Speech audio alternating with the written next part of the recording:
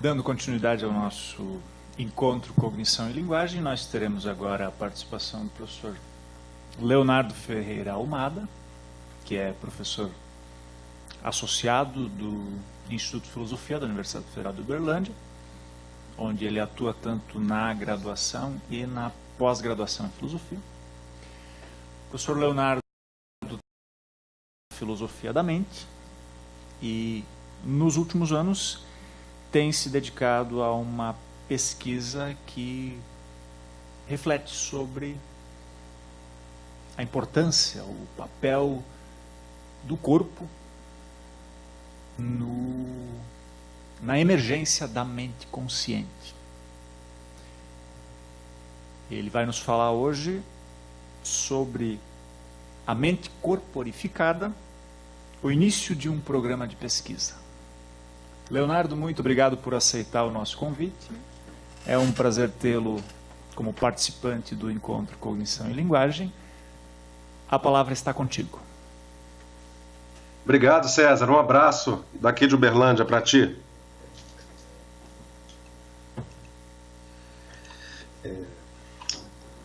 Próximo. Tudo bem. Slide 2. Isso. Vou começar fazendo uma apresentação da comunicação. Já como é ver a natureza da minha apresentação. Eu gostaria de destacar também que eu fiz vários ajustes nos últimos dias, após eu ter a informação de que o evento atenderia a um público fortemente interdisciplinar. Uma notícia que me agradou muito e, sem dúvida nenhuma, um trabalho dos últimos dias também que me agradou muito.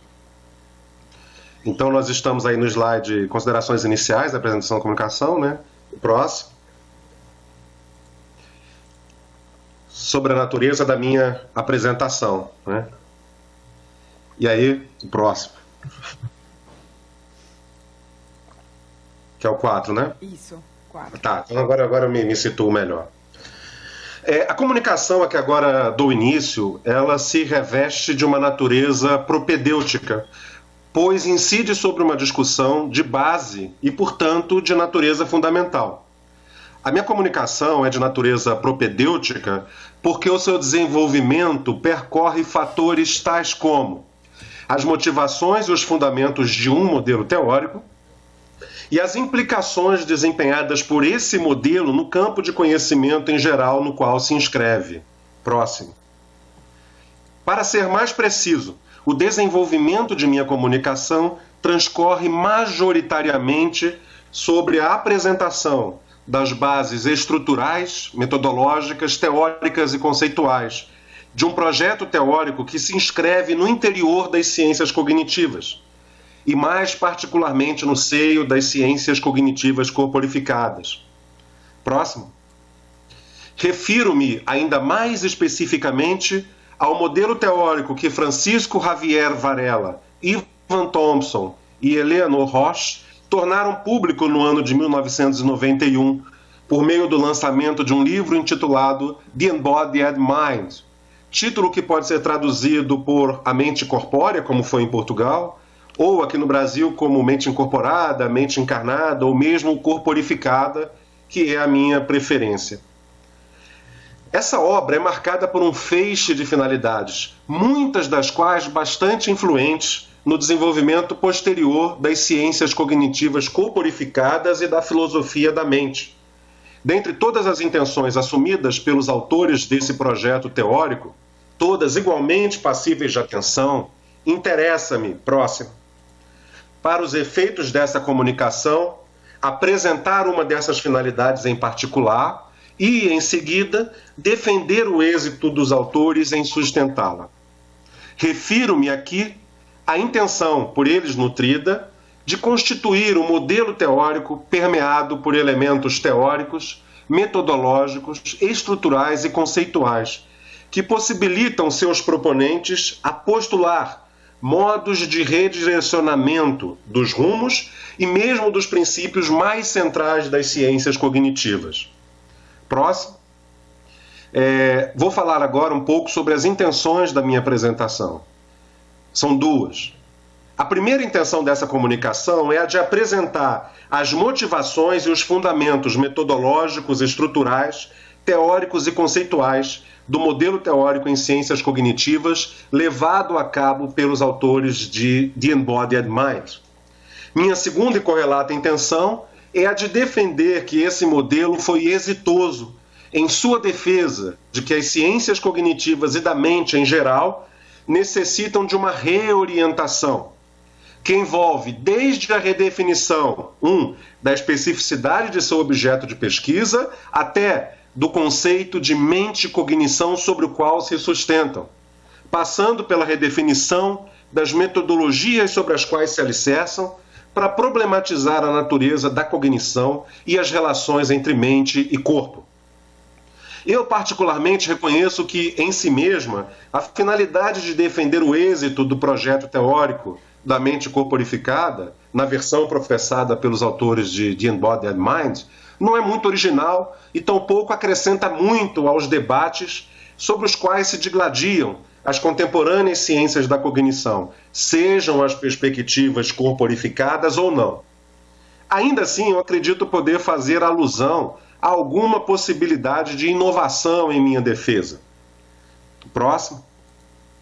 Que é, então, a inovação, talvez, se eu puder fazer alusão a alguma possibilidade de inovação em minha defesa do projeto constitutivo da mente corporificada, essa residiria talvez nos dois passos sobre os quais estruturo minha defesa.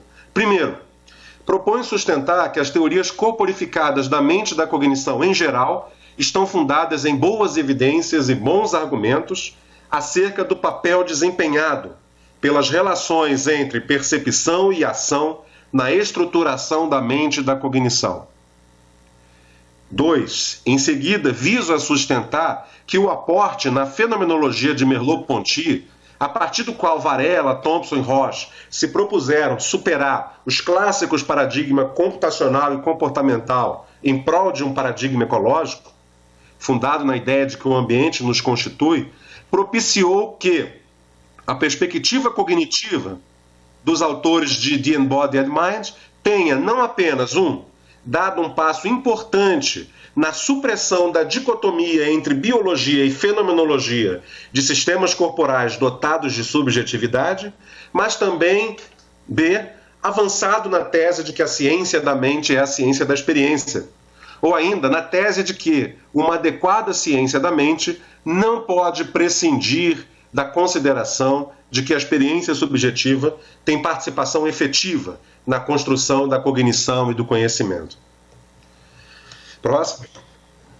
Agora eu vou falar um pouco sobre o The Embodied Mind, a propósito do The Embodied Mind, né, o slide 10. Isso. Eu acho que pode passar mais um aí. Ok. Tá no 10? Está no 11.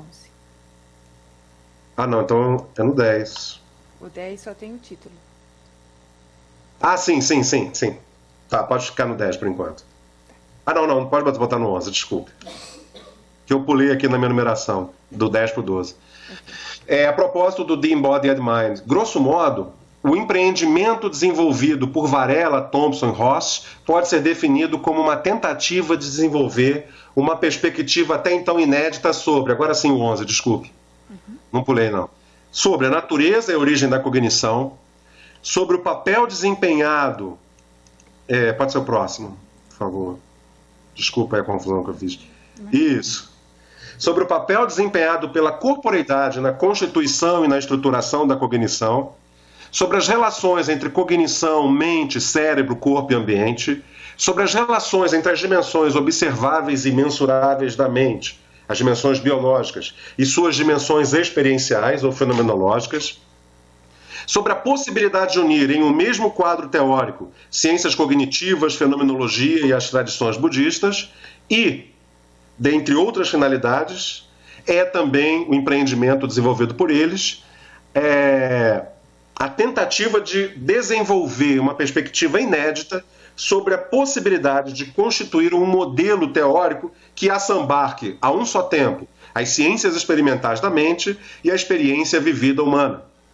O principal mérito desse empreendimento consiste não apenas na capacidade que teve de demonstrar a plausibilidade de um rigoroso e criativo diálogo entre a fenomenologia, as ciências cognitivas e a tradição budista. Mais do que isso, o primeiro grande mérito do projeto de Varela, Thompson e Roche, talvez resida na constituição de um quadro de referência, um framework estrutural, metodológico, teórico e conceitual, marcado pela incorporação de tradições muito distantes entre si, tanto do ponto de vista das suas condicionalidades históricas, quanto do ponto de vista das suas motivações, passando pelos seus vocabulários e por suas gramáticas filosóficas. Próximo, por favor. Mais relevante ainda para a história da filosofia da mente e das ciências cognitivas foi a tentativa que fizeram de estruturar uma espécie de ciência cognitiva que se propõe ir mais fundo do que as tradicionais na caixa preta dos sistemas mentais conscientes. Trata-se do intento de fundar uma ciência cognitiva corporificada que, buscando levar às últimas consequências a distinção de Merleau-Ponty entre o corpo vivido, Leib, e o corpo físico, Körper, considera a experiência vivencial como parte indispensável de uma ciência cognitiva completa.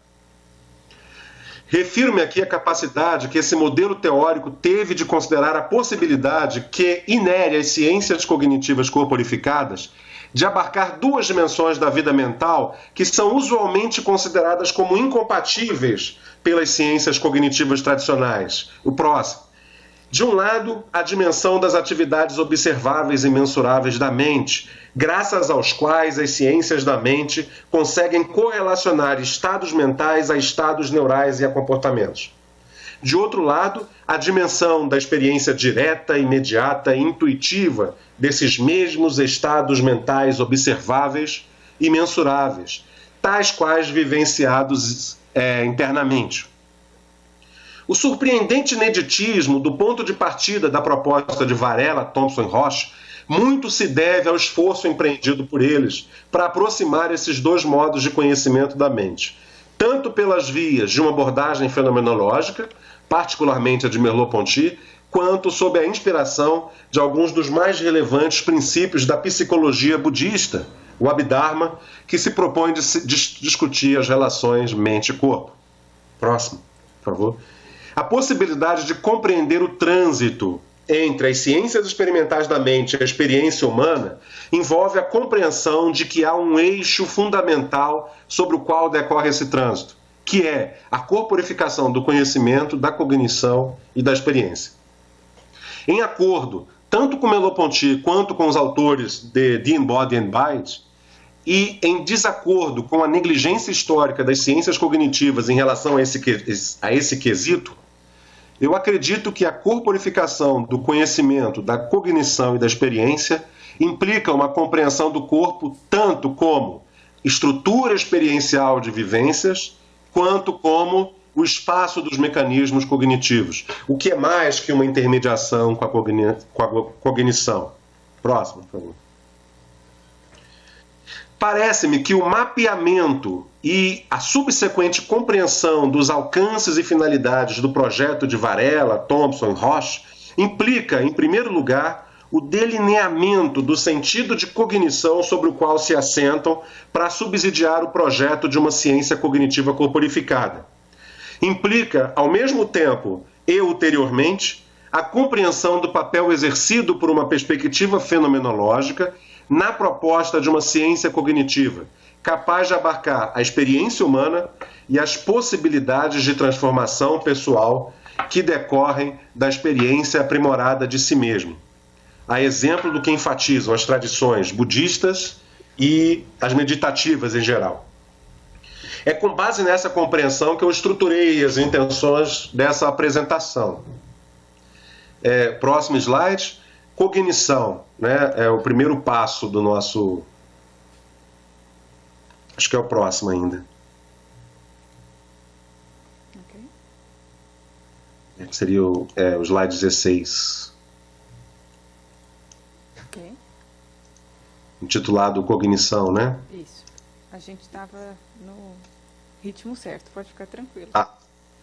Então, um dos mais relevantes e portentosos pontos de partida do projeto de Varela, Thompson e Roche é a sua reformulação da clássica concepção de cognição.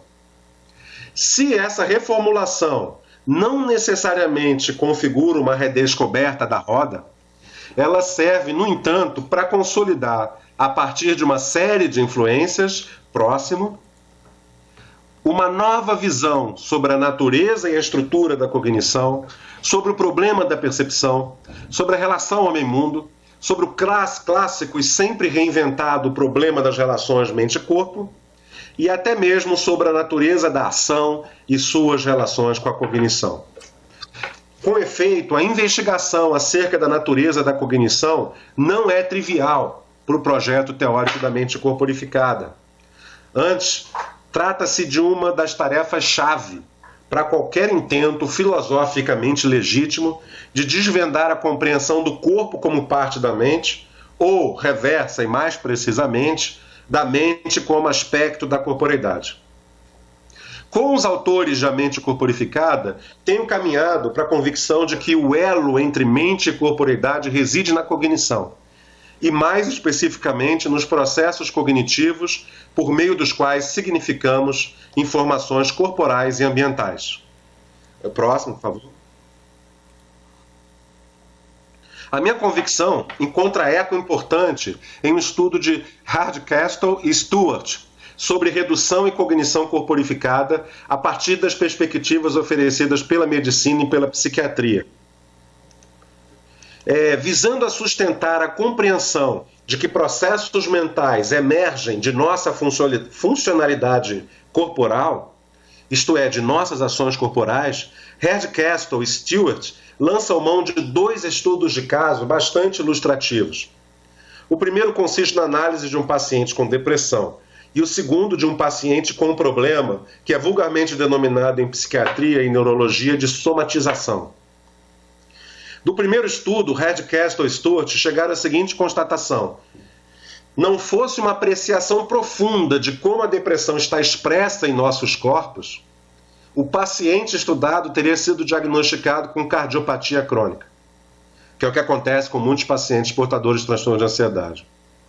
Daí extraem a seguinte ilação: a cognição é corporificada não apenas porque os nossos corpos se movem no espaço, mas porque nossa mente é parte, eu entendo como propriedade, de nossos corpos. A cognição não é apenas corporificada, mas é plenamente corpo.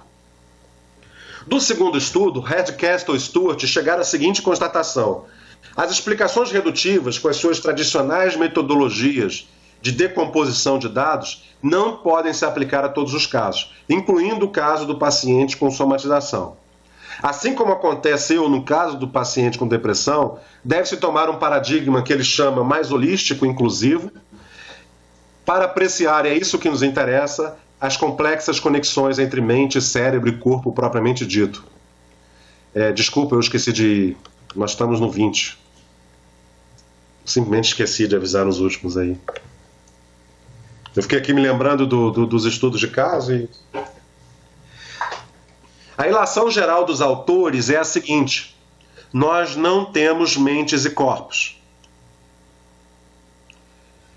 mas corpos mentais, ou mais precisamente mentes corporificadas. Essa frase parece trivial, mas ela não é trivial. Grande parte da história da filosofia se inscreveu sob a tese de que nós temos mentes e corpos, né? Mais do que ir ao encontro das convicções que tenho sustentado, as ilações, conclusões e resultados a que chegaram Hardcastle e Stewart coincidem com o ponto de partida do projeto teórico que se apresenta em The Embodied Mind. Próximo. No lugar de uma visão de cognição como produto de funções cerebrais que apenas de alguma forma interagem com o corpo, Varela, Thompson e Roche chamaram para si a tarefa de constituir um projeto de pesquisa, o qual, em sintonia com a posição classicamente sustentada por Merleau-Ponty, professa uma concepção de cognição como resultado das relações de interação e integração entre cérebro, corpo e ambiente. Nesse sentido, Um viés exclusivamente representacionalista da cognição dá espaço à compreensão de que a cognição resulta das informações sensório-motoras que instituem um pano de fundo a partir do qual a mente emerge. O próximo. O corpo é, nesse sentido, o próprio locus da cognição. A cognição não só emerge de um corpo situado no ambiente em funcionamento, como também é o corpo o molde da cognição. Segue-se daí que, em relação ao projeto reducionista centrado no cérebro como sede de nossas representações do mundo, o modelo teórico da cognição corporificada insiste que os nossos aparatos somatosensorial e motor não podem ser tratados como meros servos de um córtex pré-frontal processador de representações. Antes, os nossos aparatos somatosensoriais e motores são sistemas executivos e representativos e, em comum, participam efetivamente das bases da construção de nosso conhecimento da realidade. Varela, Thompson e Roche se propõem dar continuidade à concepção de cognição de Merleau-Ponty de que o pensamento nem apenas se refere ao corpo, nem também é constituído em diálogo com um corpo que é objeto do mundo exterior. Antes, o conhecimento é feito do corpo, ou melhor, do corpo inteiro. Próximo. Graças a essa vinculação com a concepção fenomenológica de cognição, a teoria corporificada da mente de Varela, Thompson e Roche fica marcado pela substituição de uma abordagem centrada no que Chalmers chama de problemas fáceis.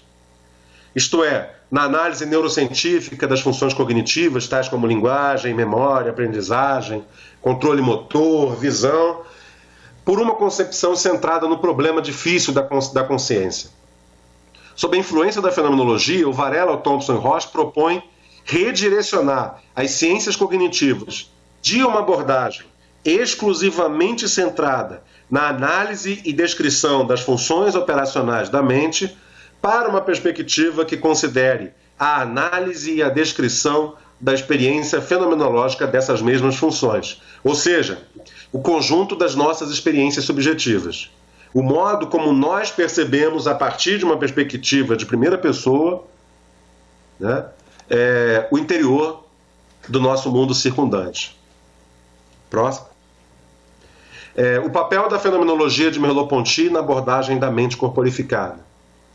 Vamos tratar sobre isso agora, que seria o segundo passo da defesa, né, da minha defesa em relação ao êxito do projeto teórico da mente corporificada. Pode passar o próximo, por favor?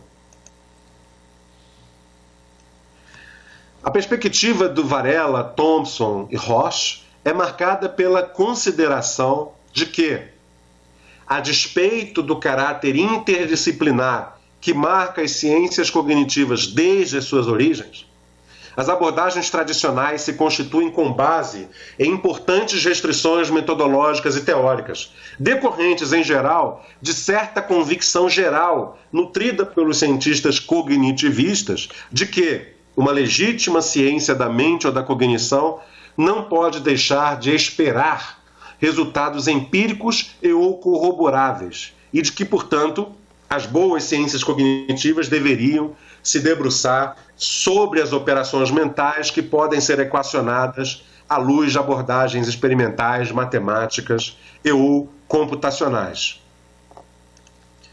Próximo, por favor. O The Embodied Mind representa um marco na recente história das abordagens teóricas que visaram a ampliação de pelo menos um aspecto das fronteiras metodológicas e teóricas das ciências cognitivas. Por um lado, por preceder inúmeras outras tentativas. Por outro lado, pela tentativa de incorporar às ciências cognitivas tanto a experiência humana quanto as possibilidades de transformação pessoal que inerem às formas de experiência humana vivida. O próximo, por favor. Essa proposta de ampliação dos horizontes das ciências cognitivas nasce da convicção que eu compartilho com os autores de The Embodied Mind de que as ciências cognitivas são incompletas porque não têm sido capazes de oferecer uma posição sobre o que significa ser uma pessoa humana do ponto de vista de suas situações vividas e cognitivas, isto é, do ponto de vista da experiência de primeira pessoa. Em outros termos, a possibilidade de um antídoto para essa improcedente visão congelada e computacional da mente reside na constituição de um modelo de inspiração fenomenológica que tome de empréstimo de Merleau-Ponty a consideração de que uma ciência da mente deve transitar entre a fisiologia, ou mais precisamente a neurofisiologia, e as formas de conhecimento em primeira pessoa, experienciais vividas da corporeidade. Esse modelo, ulteriormente levado a cabo por Varela e por Thompson, se propõe redirecionar os interesses das ciências cognitivas para o enfrentamento do que Jacques Endoff chamou de o problema da mente fenomenológica. De outro modo, trata-se de defender a possibilidade de as ciências cognitivas enfrentarem o chamado problema difícil da consciência. O aporte na fenomenologia de Merleau-Ponty foi, reconhecem os autores, a estratégia que permitiu e deu base para esse empreendimento. Próximo, por favor. Esse redirecionamento envolve a superação de um paradigma computacional e comportamental em prol de um paradigma ecológico, trazendo para as ciências cognitivas a possibilidade de problematizar a percepção subjetiva do mundo e de pensar a ciência da mente como ciência da experiência, trazendo para as ciências cognitivas a possibilidade de pensar a cognição como emergência de uma indissociável relação sujeito-objeto. Isto é, sem perder de vista a mente como propriedade emergente de um sistema composto pela inextrincável associação entre cérebro, corpo propriamente dito e o ambiente. Slide 29, eu acho que eu pulei um aí, que eu não indiquei um. 29 agora. Então, a dupla corporificação do conhecimento, da cognição e da experiência é o eixo em torno do qual deve circundar uma ciência cognitiva que não prescinda, que não renuncie, que não abdique do esforço de incorporar a mente fenomenológica como alvo de uma legítima ciência. Merleau-Ponty, acreditam Varela, Thompson, Roche e eu com eles, buscou dar conta dessa intermediação a partir de um esforço que corresponde ao que posteriormente se tornou as ciências cognitivas. Foi com esse espírito que buscou argumentar a existência de uma interação e inspiração mútua entre a experiência vivida diretamente, a psicologia e a neurofisiologia.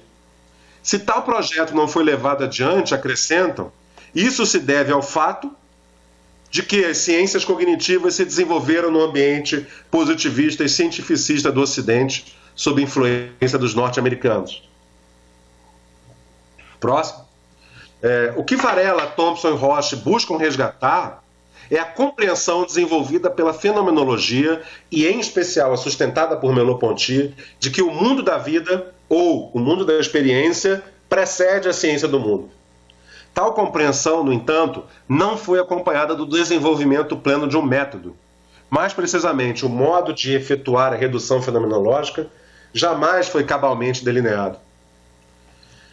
Por força do espaço, eu deixo para outro momento a discussão dos motivos pelos quais a fenomenologia precisa ser completada com um aparato conceitual e pragmático, ou mesmo de como Varela, posteriormente, busca reestruturar a fenomenologia à luz das neurociências, constituindo uma neurofenomenologia, que também não define um método, né? Só aponta caminhos para o estabelecimento de um método. Então, anos após a publicação de The Embodied Mind, Thompson não deixa dúvidas em relação à consistência do seu projeto original. Em 2007, Thompson. Ele afirma em 2007, a despeito das limitações da fenomenologia em termos de um método para tornar possível a introspecção sem a intermediação dos signos linguísticos, o que já reconheceram ao lado de Varela e Roche, a fenomenologia permanece sendo a única orientação teórica geral que, no âmbito do Ocidente, se propõe o encontro com a experiência humana em seus aspectos vividos e imediatos. Próximo. Qual a relevância da proposta de encontrar a experiência humana? Trata-se da compreensão de que a experiência humana é indispensável para o entendimento profundo da natureza da mente. Ou ainda, de que o entendimento profundo da mente não se encerra na descrição das suas operações funcionais. Ora, se é verdade que a experiência é essencial para o entendimento da mente, é também verdade que a experiência demanda uma investigação cuidadosa e no interior de um paradigma fenomenológico. Esse é o motivo pelo qual o projeto da mente corporificada não abre mão da compreensão de que as ciências da mente e as investigações fenomenológicas se complementem na investigação da experiência humana. Caminho para a finalização da minha apresentação. Peço o próximo slide, por favor, de número 32. A radicalização do projeto fenomenológico por parte do modelo teórico sustentado pela cognição corporificada repousa na consideração de que o entendimento completo da mente humana não pode abdicar do caráter propriamente subjetivo da consciência, isto é, de como se experiencia internamente a percepção, as ações e os sentimentos. A compreensão que a fenomenologia acrescenta em relação à importante herança obtida das ciências cognitivas é a de que estados mentais são sempre estados vividos por alguém. Não há estado mental para além de um sujeito que o experiencie e lhe imprima significado. A fenomenologia não só reconhece explicitamente o caráter eminentemente vivido de nossos estados, como, além disso, se propõe, ainda que não completamente com êxito, oferecer uma descrição, análise e interpretação cuidadosas da experiência vivida. Próximo. O 33, né? Esse duplo sentido de corporificação do conhecimento é a herança da fenomenologia, a partir da qual os proponentes das teorias corporificadas da mente e da cognição se referem às duas formas de abordar a mente, ciências cognitivas e experiência humana, as duas formas de acessar a vida mental, ou seja, a passiva de conhecimento imediato e a passiva de conhecimento imediato, e aos dois supostos modos de estruturação da mente, o modo intencional e o modo subjetivo. Próximo slide. Da fenomenologia, em suma, a abordagem corporificada da cognição toma de empréstimo a tese de que o corpo deve ocupar posição de destaque em uma ciência da mente. O corpo, afinal, é sempre um corpo vivido. Se, de fato, a fenomenologia é a filosofia do corpo vivido, então é essa fenomenologia renovada que deve guiar um programa de pesquisa em ciências cognitivas corporificadas, que seja norteado pela intenção de examinar efetivamente a subjetividade da consciência. É a fenomenologia, enfim, que deve fornecer o quadro teórico-filosófico capaz de guiar os nossos esforços rumo a uma ciência do autoentendimento. Próximo slide, 35. Mais que isso, é a fenomenologia a própria ciência do autoentendimento, já que é por seus métodos e por sua abordagem geral que se poderá estabelecer o trânsito entre as ciências cognitivas e a experiência humana. O último, por favor. Obrigado, viu? Obrigada. Obrigada, professor Leonardo. Por onde eu vejo vocês que é melhor? Pelo Skype, pelo YouTube? Acho que pelo Skype. Pelo Skype. Pelo YouTube tem um delay. O César vai gerenciar as perguntas, por favor. O YouTube tem um delay, não tem? Tem. Por isso que eu às vezes achava que os slides estavam atrás. É que nós somos pessoas à frente do nosso tempo. Tempo para perguntas, por favor. Não precisa, Raquel. Eu tenho uma perguntinha, se eu... Vai daí. Eu queria... Não é uma pergunta, na verdade. Eu queria que você falasse um pouco mais da relação entre as teorias de cognição incorporada e o budismo. O que é Enfim, se você puder elaborar um pouco mais, né, o que é característico do budismo que as teorias de cognição incorporadas, elas são mais compatíveis, né? Se foi isso, não sei se foi isso que eu entendi, não sei se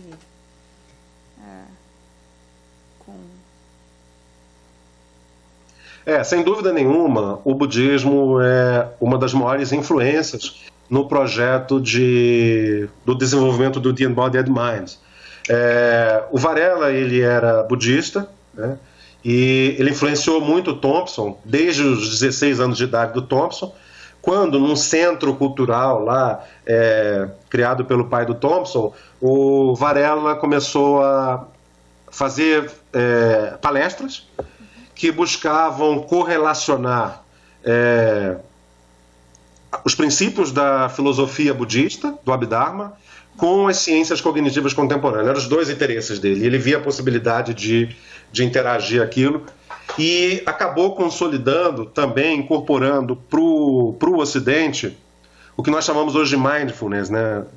Que é a meditação da atenção plena e a concepção teórica que os budistas têm do papel desempenhado pela corporeidade na estruturação da mente, da cognição, e pelo papel desempenhado pela meditação da atenção plena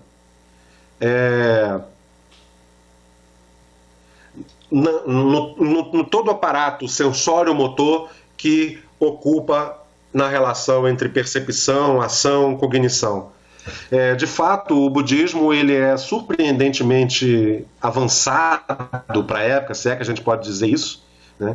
Eu considero que o budismo está passos à frente em relação a muitas concepções cognitivistas do Ocidente, sobretudo no que diz respeito às implicações desempenhadas pela prática da atenção plena na estruturação da cognição. E eles tinham também essa intenção pragmática da filosofia, de a filosofia gerar o maior autoentendimento, a maior autocompreensão. A ciência cognitiva contribuir para a autotransformação mediante a prática meditativa. E aí o The Embodied Mind é farto de referências sobre o papel da psicologia budista, da meditação da atenção plena, de como pode desempenhar um papel efetivo na estruturação das ciências cognitivas contemporâneas, no aprimoramento, na incorporação da experiência vivida. Eu acredito que o budismo ele vem para preencher o elo que a fenomenologia não consegue. A fenomenologia não consegue desenvolver esse método de uma ciência da primeira pessoa. E o budismo ele tem uma ciência da primeira pessoa, né? De acesso aos dados imediatos da consciência. Ok, muito obrigada. Temos mais perguntas? Eu quero ir para frente da câmera. Leonardo, primeiro, parabéns pela apresentação. Acho que ela agrega muito a esse encontro.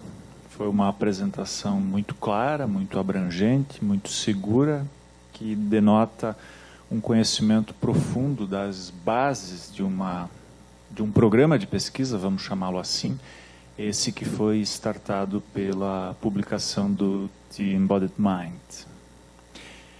Durante a sua apresentação, em alguns momentos mencionaste a ideia de que a mente emerge, é uma propriedade emergente do corpo. Eu estou pensando sobre essa noção de emergência, algo emerge de outra coisa, certo?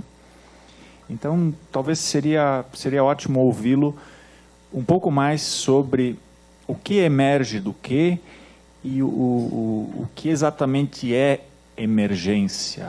Como compreender, talvez, conceitualmente a noção de emergência, se tu quiseres elaborar um pouco nesse patamar. Obrigado. Obrigado pela pergunta, César. Eu tenho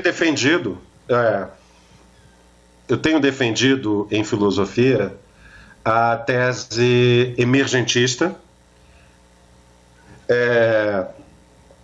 que se baseia em 3 pilares. Primeiro, uma concepção naturalista de mundo. O mundo é completamente constituído de fenômenos naturais. Segundo, existem propriedades que são propriedades de sistemas e não propriedades das partes do sistema. E, por fim, a tese da determinação sincrônica. É a tese de que o todo ele é sincronicamente determinado pelas partes. De modo que as propriedades de sistemas elas não constituem a soma das partes, elas são propriedades do sistema e não propriedades das partes, e ao mesmo tempo, e no entanto, elas são determinadas pelas partes. A tese, a teoria da emergência, ela surge no mundo das ciências naturais, mais especificamente na química, na biologia, e se propõe a explicar como que o mundo natural é constituído de propriedades que aparecem no todo e não aparecem nas partes. Um exemplo que eu costumo sempre dar é o da liquidez da água. A liquidez é uma propriedade emergente de moléculas de H2O, né, de átomos de hidrogênio, de átomos de oxigênio arranjados de uma determinada forma.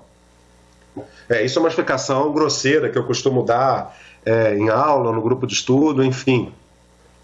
Analogamente, que é um exemplo dado por Sully em Redescoberta da Mente, embora, se eu não me engano, ele não usa o termo emergência, né? Eu acho que, pelo fato de 92 a emergência não está ainda em grande voga, né? O Sully ficou mais apegado a um conceito de naturalismo biológico. Então, me parece que o Sully é emergentista e ele usa o exemplo da liquidez. Analogamente, eu entendo a mente como sendo propriedade emergente de um corpo em funcionamento, de um organismo vivo em funcionamento.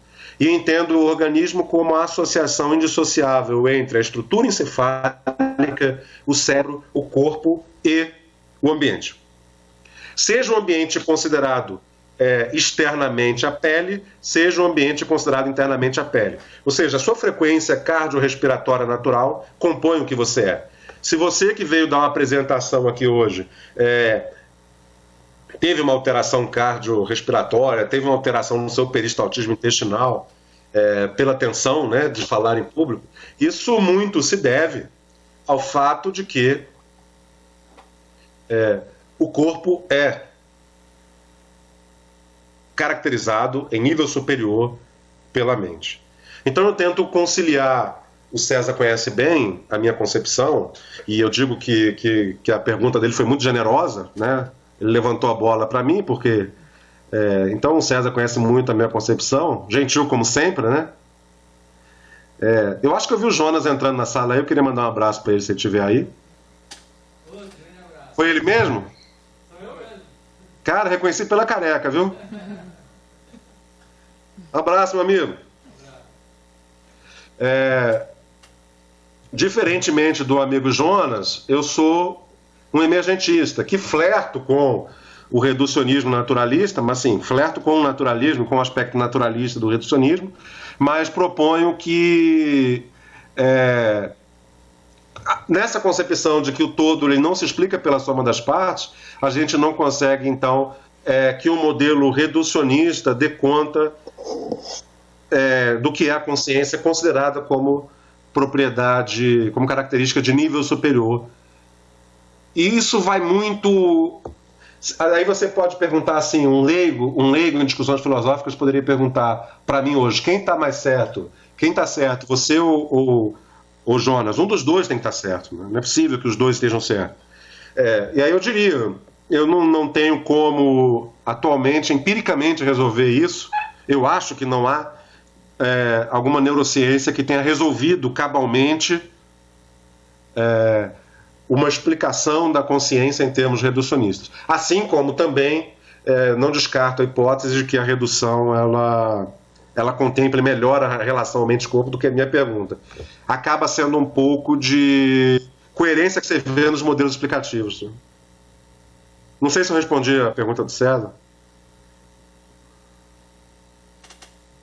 Respondeu com sobras. Obrigado. É isso. Então nós vamos agradecer. Temos mais perguntas? Não?